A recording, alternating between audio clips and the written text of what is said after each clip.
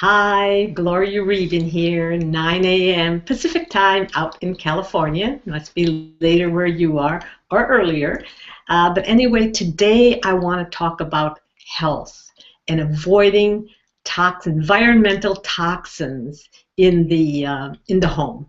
Because we're all aware of the toxins that happen when we go outside and exhaust in the gas or other things that we more or less can't avoid except avoid going outside. But in our home, we can't avoid toxins. And I've been very, very vigilant about avoiding toxins and using only non-toxic products in our home. I have a network marketing company that gives out that sells non-toxic products. So I've been very faithful for that for years now. Also, we eat very well, non-organic, non-GMO, all that kind of wonderful things. But lately, like last month or so, I've been noticing my skin changing, and some things, there's a little rough spot here and other little spots there, and I thought, what's going on? I mean, we eat very well, we eat good, healthy food. It must be something else, something toxic in our home environment. But what could it be? Because I only use non-toxic products, right? And then today I noticed there was a little kind of little sort of a pimple right here. And I thought, wow, that's a spot where I used to have a pimple years ago and just wouldn't go away until I stopped eating. I changed my eating habits and stopped eating things that contributed to that. But now, hey, I really believe in age reversal, but to age my skin to a time when it was less healthy, that's not okay with me. So I began thinking, what could it be? Then I realized I didn't have my regular dishwashing soap. And my husband came home one day with some dishwashing soap, which I was suspect of, but I thought, well, my other one's going to come, so I'll be able to use that. But I wasn't like really worried about it. Anyway, we've been using that, and all of a sudden I thought maybe this is the culprit. So I went and I actually called the company because there was no list of ingredients on the container. I called the company and they said, oh, you can go to our website. They gave me the name of the website, which is not the same as what was on the bottle, and look at products, and then you will be able to see the ingredients. And the first ingredient was ammonium, whatever, I mean, a long thing. And I thought, what is this? It doesn't sound too good. And yet it wasn't one of that entire thing wasn't one of the things. I know ammonia was suspect, but the entire thing wasn't one of the toxic things that my company had said really avoid. So I went and looked at it, and not only was it toxic, it actually affected the DNA. And I was just, okay, I got to deal with this now. And so I'm not so worried because my product is going to be coming within the next few days, and I'll have have something good. But in the meantime, we're really going to avoid that. But it got me thinking that we're still bringing toxins in our home, and so I wanted to talk a little bit about that.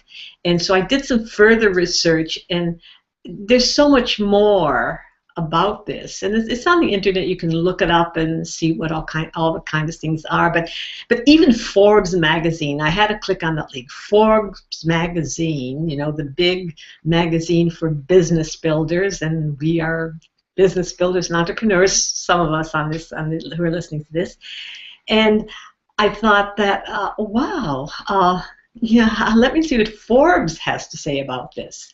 So I went and looked at their article, and I'm just going to show you just a little bit so that we can become really aware of the toxic nature of our homes sometimes. So I'm going to go and do another screen share here. And as soon as it comes on, I will move you over to where okay, it's coming up now. I want to share my desktop, and I want to start my screen share, and all this funny stuff comes up, which you may or may not see. And I'm going to go over here because I have something open, which is called the most toxic home products. And this is like really important for us to know. So by now you should be able to see my screen. And I'm just going to read a little bit here, okay? to give you their idea. You can also go to, well, you can click on Forbes and just Google most toxic home products, and you'll probably come up with this. But it says you expect to find toxic chemicals in cleaning products and pesticides. Okay, well, I don't really expect that anymore. Well, I kind of do now. But you wouldn't think toxins could be in your bed. And they started talking about dangerous things for children, flame retardant chemicals that are associated, and it goes right down here, flame retardant chemicals that are associated with neurological and development problems in children, and how foam mattresses and the flame retardants that are put on mattresses are dangerous. And it talks about how one woman who says, why she found out that there were so many chemicals in her bed that were dangerous to her baby, who was sleeping in it many times during the day and all night. And so she went out and bought an organic, mattress for the child. So it's like flame retardant chemicals, and I think that's something that's been around for years, but we don't really have some conscious ideas of what that is. And I see one way to conduct a home detox is to be more conscious consumer. Read product labels. And I do that already, and yet there wasn't a label on this particular dishwashing soap. And I think that a lot of companies stop putting labels on because their products are so toxins.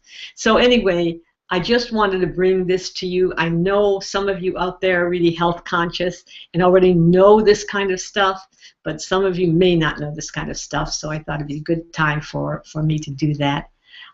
So I'm going to go back to my Hangout here, and I'm going to get rid of this screen share and come back to you.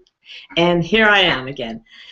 And well, I don't have anything more to say about that other than be very, very careful, start doing your research, read labels, and start removing those toxins from your home. Those things can be dangerous to you and dangerous to your family and dangerous to your health.